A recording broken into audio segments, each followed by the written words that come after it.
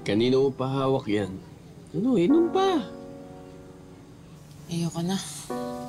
Makamalasing ako. Kaya nga tayo umiinom para tamaan ka, di ba? Hindi ko alam kung hanggang kailan kami hindi mag-iimikan ni Jomar eh.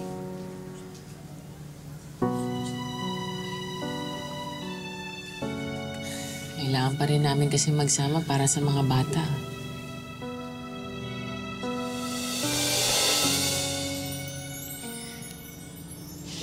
Alam mo,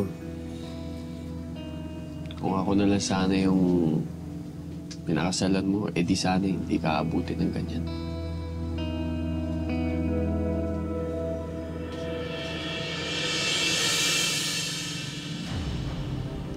Inom ka pa.